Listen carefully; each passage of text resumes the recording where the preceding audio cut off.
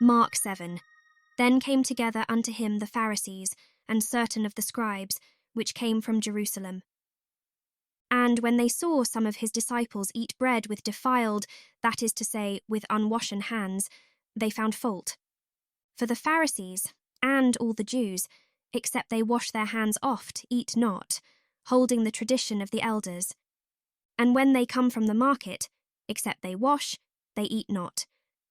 And many other things there be, which they have received to hold, as the washing of cups and pots, brazen vessels, and of tables.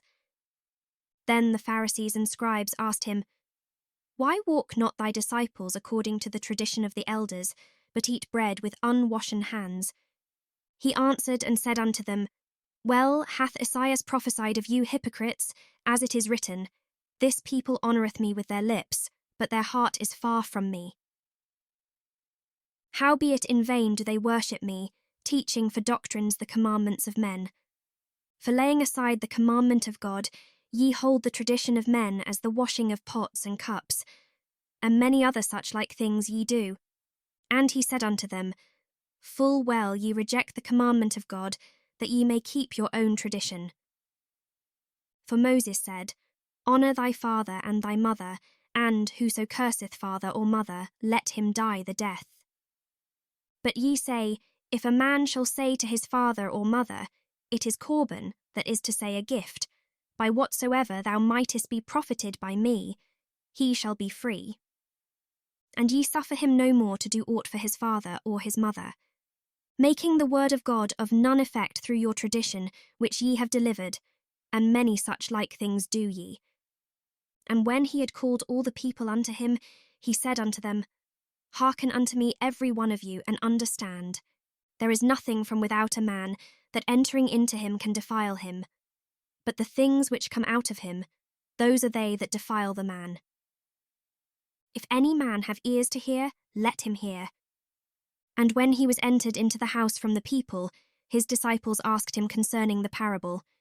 And he saith unto them, Are ye so without understanding also? Do ye not perceive that whatsoever thing from without entereth into the man, it cannot defile him? Because it entereth not into his heart, but into the belly, and goeth out into the draught, purging all meats. And he said, That which cometh out of the man, that defileth the man. For from within, out of the heart of men, proceed evil thoughts, adulteries, fornications, murders, thefts, covetousness, wickedness, deceit, lasciviousness, an evil eye, blasphemy, pride, foolishness. All these evil things come from within, and defile the man. And from thence he arose and went into the borders of Tyre and Sidon, and entered into an house, and would have no man know it. But he could not be hid. For a certain woman, whose young daughter had an unclean spirit, heard of him, and came and fell at his feet. The woman was a Greek, a Syrophoenician by nation, and she besought him that he would cast forth the devil out of her daughter.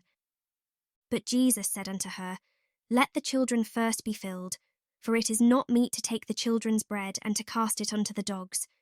And she answered and said unto him, Yes, Lord, yet the dogs under the table eat of the children's crumbs. And he said unto her, For this saying go thy way, the devil is gone out of thy daughter. And when she was come to her house, she found the devil gone out, and her daughter laid upon the bed. And again departing from the coasts of Tyre and Sidon, he came unto the sea of Galilee, through the midst of the coasts of Decapolis. And they bring unto him one that was deaf, and had an impediment in his speech, and they beseech him to put his hand upon him. And he took him aside from the multitude, and put his fingers into his ears, and he spit, and touched his tongue.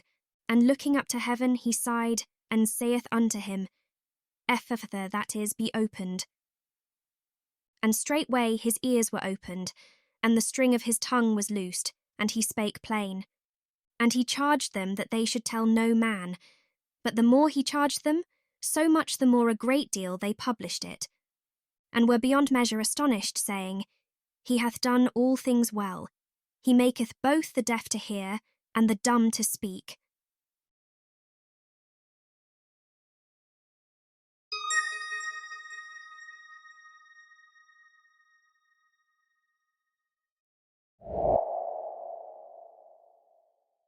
Hello there.